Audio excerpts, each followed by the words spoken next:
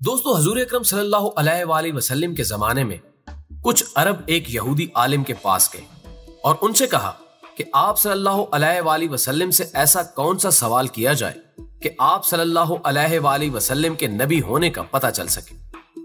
इसके जवाब में यहूदी आलिम ने आप सल्लल्लाहु अलैहि वआलैहि वसल्लम से 3 सवाल पूछने का कहा। उनमें से एक सवाल यह था कि आप सल्लल्लाहु अलैहि वआलैहि वसल्लम से असहाबे काफ के बारे में पूछें। लिहाजा अल्लाह ताला ने आप सल्लल्लाहु अलैहि वआलैहि वसल्लम को कुरान पाक में इसका जवाब सूरह काफ में मुकम्मल वाज़े करके फरमा दिया। नाज़रीन, आज की ज़ेरे नज़र वीडियो में हम आपको इस वाक़े के मुतालिक आगाह करेंगे। नाज़रीन, वो हज़रत ईसा अलैहिस्सलाम का दौर था जिसमें उनको अल्लाह पाक ने आज के दौर के फलस्तीन के इलाके में तबलीग के लिए भेजा। ये इलाका उस वक्त रोमन एम्पायर में शुमार होता था। ये बुत परस्त लोग थे। यहाँ एक यहूदी बादशाह की हुक्मरानी थी जो रोमन हुकूमत के मातहत काम कर रहा था। जब हज़रत ईसा अलैहिस्सलाम ने यहाँ हुकूमत शुरू की तो रोमी लोग आपके मुखालिफ हो गए और आपको गिरफ्तार करके सूली पे लटकाना चाहा, मगर अल्लाह पाक के हुक्म से आपको जिंदा ऊपर उठा लिया गया। इस वाक़े के कुछ अरसे बाद रोमी लोगों ने यहूदी हुकूमत के खिलाफ बगावत कर दी, लेकिन वहां के सदर ने गुस्से में आकर फलस्तीन और यरूशलेम पर हमला कर दिया और उसे मुकम्मल तबाह कर दिया। हत्ता के बैतुल मक़दस भी तबाह हो गया। इस दौरान उसने 1.5 लाख यहूदियों को भी कत्ल कर दिया। जो बचे खुचे यहूदी यहाँ रह गए थे वो जान बचाकर फलस्तीन से निकल गए और इस तरह ईसाई लोग जो हजरत ईसा अलैहिस्सलाम को मानने वाले थे, उनके पैरोकार थे, सिर्फ वो फलस्तीन में बाकी रह गए। उस जमाने में दकियानूसी बादशाह की हुकूमत थी और वो बुत परस्त था। लिहाजा उसकी हुकूमत में मौजूद ईसाई लोगों पर उसने मजालिम ढाने शुरू कर दिए।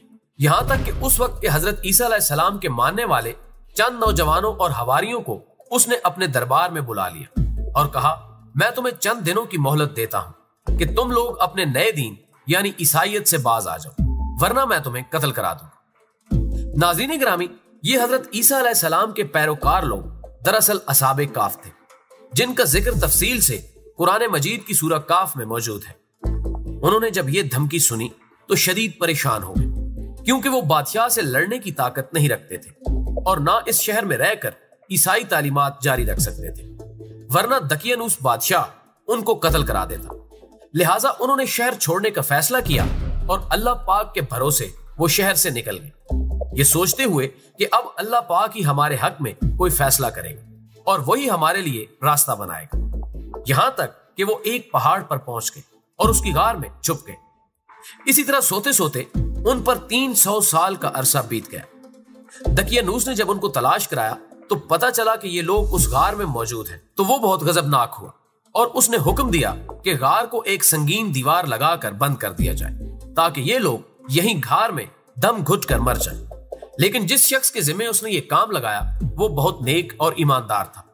उसने असहाबे काफ का नाम, तादाद और तारीख लिखकर एक तख्ती पर तांबे से कुंदा करवाकर उसे दीवार में चुन दिया और इसी तरह एक तख्ती महल में भी रखवा दी और कुछ अरसा बाद दकियानूस बादशाह भी मर गया। इसके बाद कई हुकूमतें आईं और गईं, यहां तक कि 300 ईस्वी में रोमन एम्पायर ने भी ईसाइयत इख्तियार कर ली। इसके बाद 446 ईस्वी में बैदरोज नामी बादशाह की हुकूमत आई, जो एक नेक दिल और इंसाफ पसंद बादशाह था, जिसने 68 साल शानो शौकत से हुकूमत की।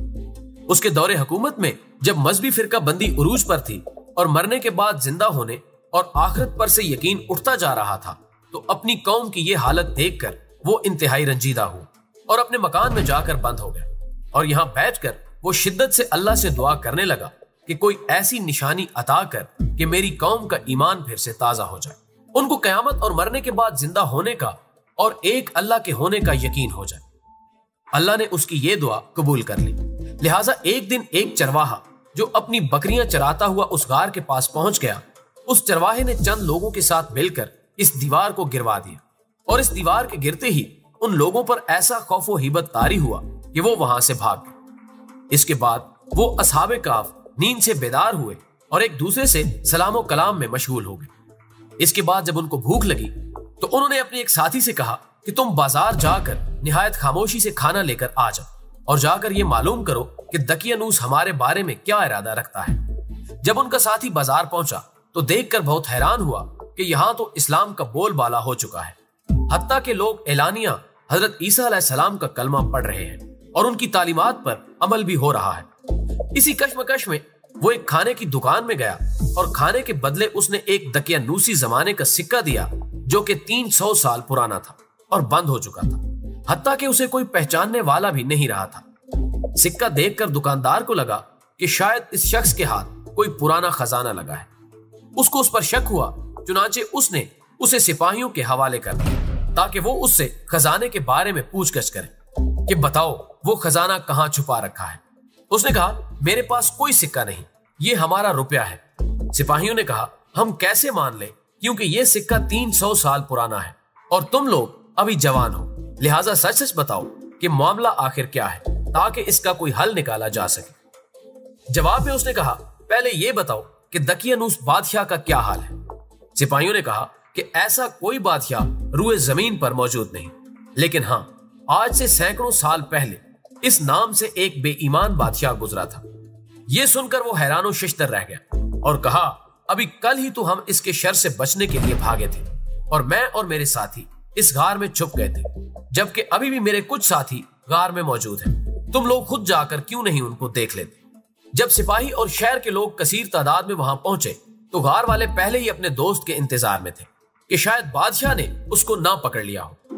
جب شہر کے لوگ پہنچے اور شور و غل سنائی دینے لگا تو غار والے سمجھے کہ شاید دقیانوسی فوج ان کے دوست کا پیچھا کرتے ہوئے غار تک آن پہنچی ہے، چنانچہ وہ اللہ کے ذکر اذکار میں مصروف ہو گئے۔ سپاہیوں نے غار سے وہ تانبے کا صندوق برآمد کر لیا، وہاں سے وہ تانبے کی تختی لی جس پر اصحاب کہف کے نام اور یہ لکھا ہوا تھا کہ یہ مومنوں کی جماعت ہے اور دقیانوس بادشاہ کے خوف سے پناہ لینے کے لیے یہاں قیام پذیر ہے، اور بادشاہ نے یہاں دیوار بنا دی ہے، چنانچہ جو کوئی یہاں سے دیوار ہٹائے وہ اصحاب کہف سے ان کا حال معلوم کر لے۔ سپاہی حیران رہ گئے اور جب کچھ سمجھ نہ آیا تو اپنے حاکم وقت بیدروز کو اطلاع دی۔ اس نے جب یہ بات سنی تو شہر کے بڑے دیندار لوگوں کو لے کر وہاں پہنچ گیا۔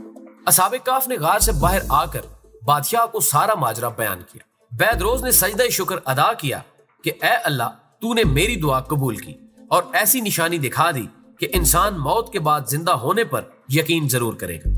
اس کے بعد غار والوں نے بیدروز کو دعائیں دی کہ اللہ تمہاری بادشاہی میں برکت دے، اور دوبارہ اسی غار میں چلے گئے اور وہاں جا کر دوبارہ سو گئے۔ اللہ تعالیٰ نے اسی نیند کی حالت میں ان کو موت دے دی۔ بادشاہ نے سہل کی لکڑی کا صندوق بنا کر ان کی لاشوں کو اس میں دفنا دی اور غار کے باہر تختی بھی لگوا دی اور سالانہ عرس مقرر کیا جہاں لوگ غار والوں کی زیارت کے لیے آیا کرتے تھے۔ غار والوں کی تعداد میں بہت سی رائے پائی جاتی ہے۔ عبداللہ بن کعب فرماتے ہیں کہ یہ 7 تھے، جبکہ 8واں ان کا کتا تھا۔ سوچنے کی بات یہ ہے کہ ایسا کیسے ممکن ہوا؟ غار والوں پہ وقت کیوں اثر انداز نہیں ہوا؟ نہ ہی ان کے خدوخال پر کوئی تبدیلی واقع ہوئی۔